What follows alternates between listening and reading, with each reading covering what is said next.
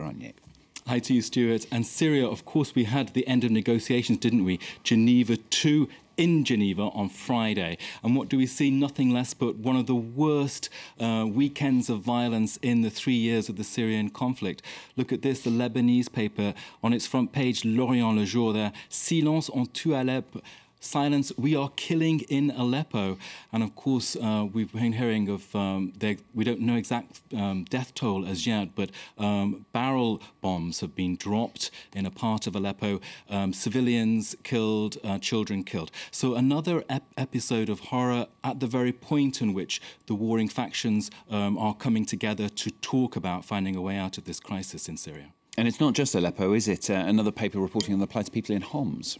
Well, this is in the British paper, the Daily Telegraph, which has been able to Skype someone in Homs, which is very much out of access to everybody. The whole coverage of events in Syria is incredibly difficult. Now, they got through, the journalists on that paper, to this father, a Catholic priest, called Frans van der Looyd. He's 75, Stuart, in fact. Now, he is saying that what's happening is that there is no food. Food has not been allowed in for a year. People have not been allowed out for a year. What we've got is people, and I quote, being driven mad by starvation. The quote there that stands out was a really horrible one, Stuart. Nursing mothers in Homs cannot feed their babies because they are too weak from hunger. So a horrific report there from about events in Homs. Now to another country in turmoil, perhaps not to the same extent, Thailand. Well, of course, Thailand is not at all to be compared to Syria, but one of the papers this Monday is actually talking about the prospect of civil war there. Bangkok Post, the editorial, what we've seen over the weekend on Sunday, the vote was pretty ramshackle affair, wasn't it, with protests disrupting everything. The Bangkok Post in its editorial this morning is saying, what we need now is more than fine words. We've had a lose-lose. Yingluck Shinawatra is the Prime Minister. She's lost because she hasn't been able to organise a convincing election. There will be problems as legal cases drag things out for weeks. On the other side of the equation, we've got Tuag Shogsuban, who is the opposition leader, and now he has lost because he actually wanted to prevent this election going ahead in the first place.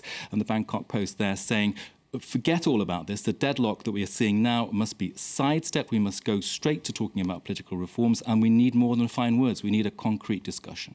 The Diplomat, which is a Tokyo-based analytical paper online, is saying the same thing there. Look at the headline, Stuart. No winners, only losers in Thailand's election. And it's saying that the only person now who can really solve this, the ace up the sleeve, is with the king himself, King Rama IX, and it's saying that he should intervene at this point and really prevent a massive polarization. What will happen after this election, whatever people say and do, will, as far as that publication is concerned, lead towards polarization and more conflict, more tension, and, as I said, possibly a civil war. Now, you're sticking with Asia for your last stories, aren't you? Another story you've seen. Well, on much lighter matters, Stuart, why not? Need it sometimes. I popped over to Singapore, not too far from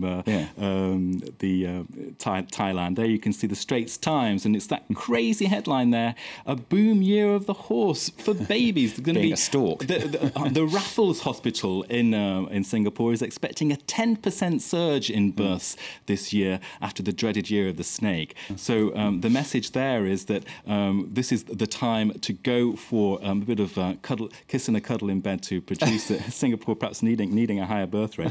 Now, the thing that I found really entertaining with that Straits Times piece actually was that not only is the year of the horse a boom year, you know, the year of the horse associated with energy and dynamism, but the end of the whole Chinese of Year celebrations is the 14th of February, no less, which coincides with another romantic moment. Now, I can see you going, thinking, this is a load of drivel, Nicholas. What are you talking about astrology for on France 24?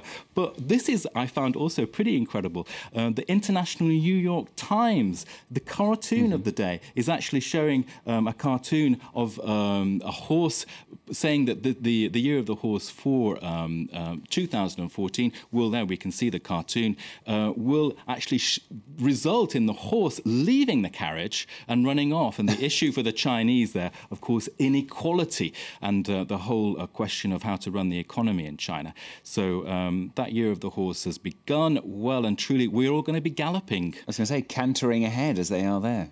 Can you give me Aries while you're there? You're doing horoscopes. Oh, you've got too much water in your sign, I can tell. Oh, that's what it is. OK, Nick Rushworth, thank you very much. Nick Rushworth and also Stephen on business here on France 24.